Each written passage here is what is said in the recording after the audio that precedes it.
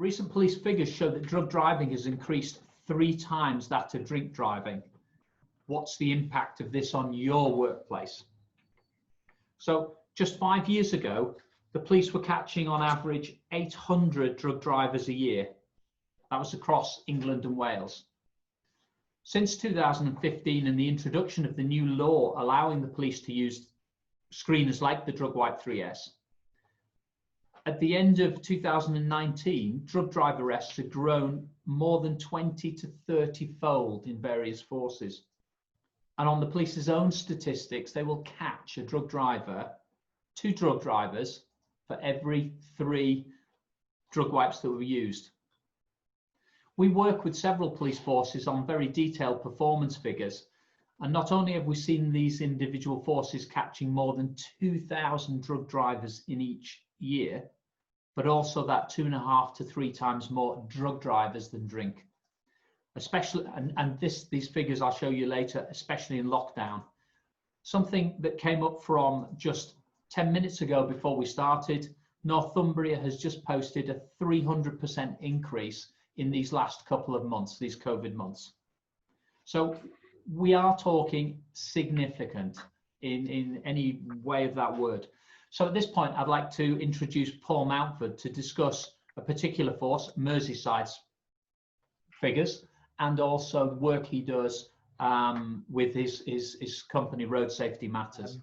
Yeah, I still work for Merseyside Police, and I was a road policing sergeant for, I was in the police for 30 years and 27 years as in road policing. So I saw got lots of police experience of dealing with drink and drug drivers. And the last sort of 10 years of my service, I came off the streets, was looking at how we could reduce road casualties, and that's when you start to sort of shine a light on drug driving and how it can affect our road casualty statistics. And then you also look around and see what partners are doing. And just a few personal sort of tales, really, I guess. I once went to a company, a car sales company in Southport, who they employed a lot of young males to drive their cars around between garages. They had 3 large dealerships, and they had a spate of crashes with the young males early in the mornings, and they asked me to come and have a chat about it. And they had a very short, handwritten almost policy, if you like, around road safety in their workplace, which was some years old, I have to say, and hadn't been updated for a while. And I said to the manager one day, I said, did you breathalyze any of your drivers after these crashes? Because they all occurred off the road, they were all in compounds and football courts and what have you. And he said, well, no one was drinking. They were all sober. I said, well, did you breathalyze them? And he said, well, no, we don't do that. So you didn't know how sober they were then, did you? You know, what about drugs? And he sort of threw his head back and said, we don't take drugs in this dealership. I've been here for years. Well, I've been clean for many years. I've been here decades, and none of my lads use drugs. And I said, but did you test for any drugs? Or are you aware of the signs that you might look out for? And the penny dropped. He said, well, no, we don't test, and no, I've got no idea what to look for. So again, you really didn't know whether any of those lads who were crashing your cars were using drugs, and he was totally had his head in the sand. He never really grasped this at all, you know. And just another short story, really. Some years ago, I went along to a drink drive rehabilitation course, not because I had to, of course. I did a mystery shopper because my experience of drink drivers was lock them up at the roadside, take them in, get my evidential samples, put them in a cell, and unless they pleaded not guilty and we went to court, I never saw them again. So I asked an ex-officer, colleague of mine, who was a trainer for this particular training provider, if I could do a mystery shopper exercise, sit at the back and just observe 3 sessions of a drink drive rehabilitation course, just to see what the impact was and what these people were really like. So I learned a lot from those 3 days, and he obviously said to me, whatever you do not tell anyone you're from the police, because there'll be a bit of a riot and you get the ambulance and get you home, sort of thing, because they'd all been convicted of drink driving, and the police really weren't their favourite people. So but in those 3 days, there was one particular session where they each stood up and each individually explained about how their conviction, if you like, had affected them. Of course, a lot of it was fairly predictable. They'd got driving bans, they had wives and families that they couldn't support any longer because they'd lost their jobs. Some had turned to alcohol and were quite open about it, they were having treatment. A And of course, the potential for them to get into the job isn't that easy either. Now they've got a conviction, and they all said to a person that they weren't bitter about the police, and they weren't bitter about the magistrate who disqualified them. What they were bitter about was that they had to go through all this pain and anguish, and the families did. And it was only on this course that they learned about drink driving and how it affected them. It was a kind of a reverse way of doing it. We'll punish you, and then we'll tell you all about why you got punished. And it struck me, I thought, we need to get this message out to people, and people still don't know enough about drinking, and certainly drug driving, which is a bigger issue now. There's no knowledge of it at all, very little anyway. I find this when they give talks. I ask some really basic questions, and they expect people to know the answers because they're from a big organisation, and they really don't have any knowledge whatsoever. So we've got a lot of work to do. And it doesn't just fall to the police to do this; it falls upon people like ourselves here, this group today, to try and change that. So I'll move on to that PowerPoint if I may. It's these figures that you see on your screen now. There are our figures in Merseyside from last year. Now, I've been working on drink drive and training police now since about 2008. And before we got drug wipes and other drug testers, we would have to show that someone was impaired, and I trained the police to do impairment tests. Obviously, when Section 5A came in 2015, it made the prosecution of these offenders a lot easier.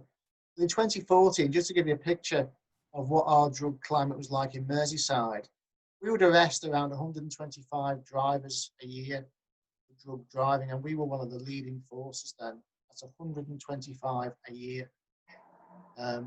Just using Section 4 Road Traffic Act powers of doing impairment tests. Now, in 2015, that rose, it doubled in 2015 with the advent of Section 5A and roadside drug testing. In 2016, it went to 800. And it's grown now exponentially every year. So that last year, you can see that we were over 2,000. So since 2014, when we had 125, we've actually gone to over 2,000 last year. And we're not the only force recording really high figures. There are a handful of forces now who are really cotton on to the issue around drug driving. Some are a bit slower. Other forces like Essex and South Yorkshire and ourselves, Cheshire some years ago were really keen. We're really detecting a lot of drug drive arrests now. Far more, as you can see from those figures, than drink driving. And this year to date, halfway point for us, I guess. You can see there already that last year we recorded some really high figures, and we're already exceeding those figures at the same point, 13% up.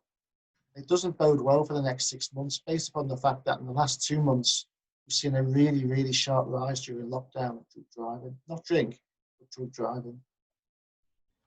And just some headlines from those, just to sort of dig a little bit deeper into those stats.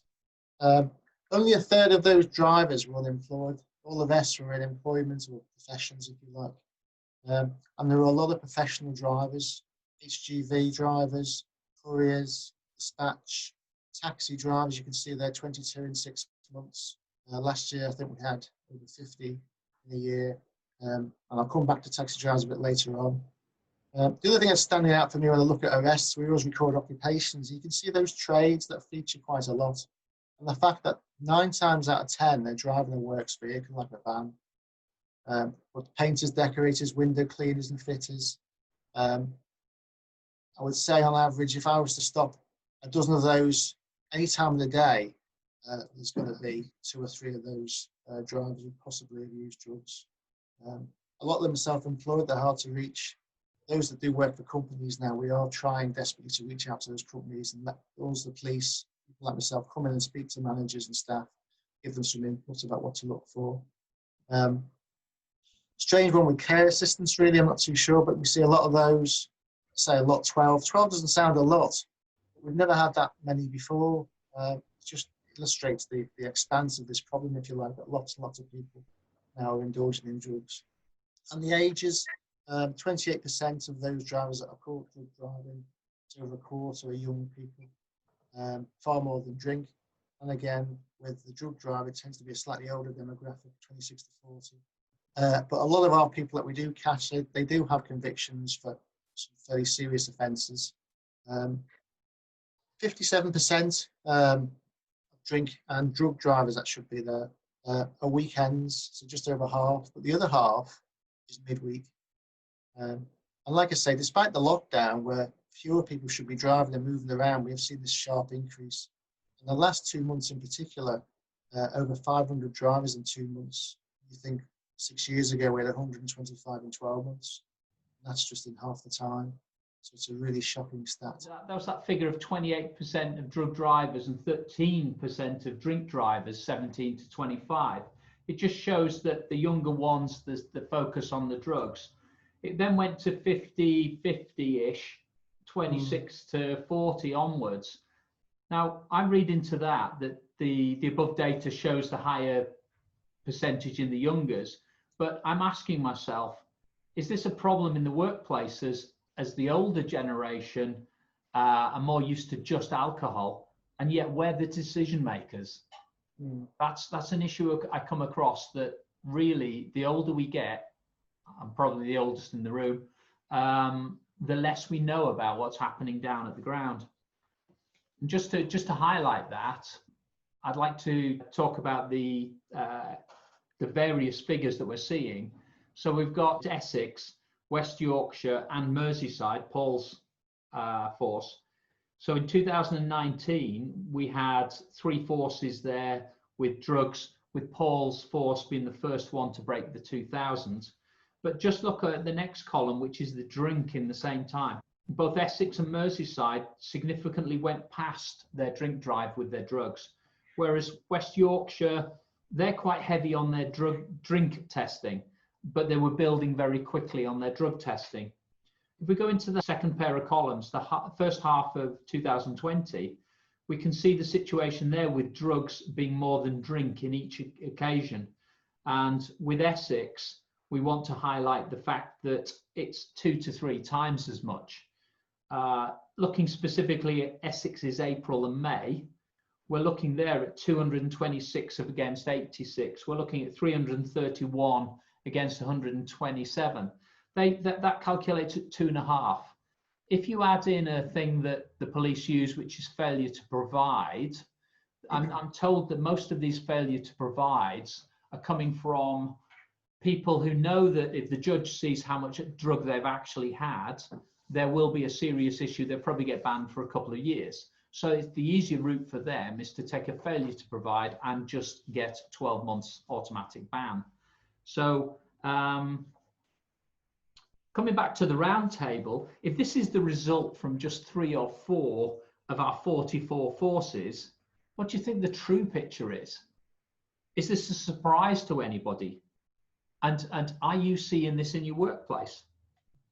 I'd probably open this with Simon. Is this a surprise to you?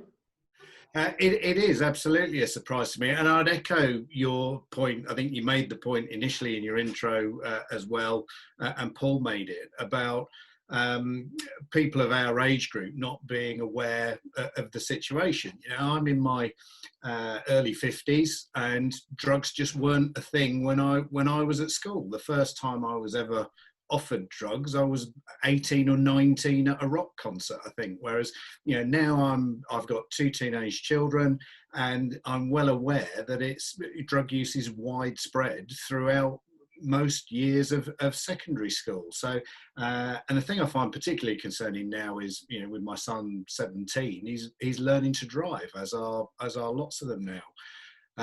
But then, of course, they go to university and they come out in their early mid-20s and come into the workplace. And, you know, universities aren't known for their clean and healthy living regimes. So we've got a whole sort of cohort of young people coming into the workplace in the position where, you know, for over half of their lifetimes, drug use has been a kind of an accepted activity within their peer group. So I think employers have got to really get on top of this issue and understand it, because, you know, it was a complete shock to me when I started seeing these types of figures that I just didn't realise it was that big a problem.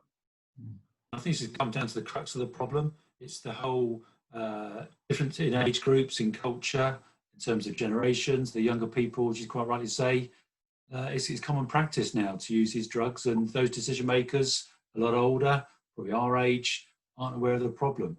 I know that my other colleagues in the driver training industry aren't familiar with these issues, and all the customers that I deal with, they're not familiar with it either. They don't perceive to be a problem, as Paul was mentioning with his experience, that many businesses, they just perceive they don't have a problem because they haven't looked under the surface.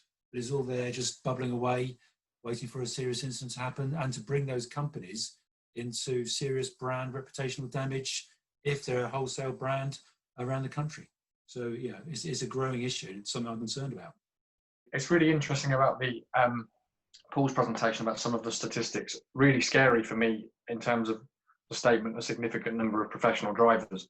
That's obviously really worrying for an organisation that represents professional drivers. I think in terms of HGV drivers, as Christine just pointed out, our average age of a HGV driver is 54 at the moment, and hovering around that number. Government are working hard to increase the number of young people joining the industry. They're offering lots of different avenues of funding and apprenticeships and things to get younger people into the industry, so that may well exacerbate the problem within our sector. As an association, we're also sort of expanding, and our strategy over the next 5 years is to include a lot more vans. So when we're talking about some of the other professions that Paul covered in his presentation, such as builders, plasterers, plumbers, we expect to see a lot more of them represented by our membership. And you know, that could well be an opportunity for us to, as part of our van offering, you know, help to raise awareness of the issue. So for me, you know, really, really interesting, Paul. I think that some of the statistics there you said are really, really alarming.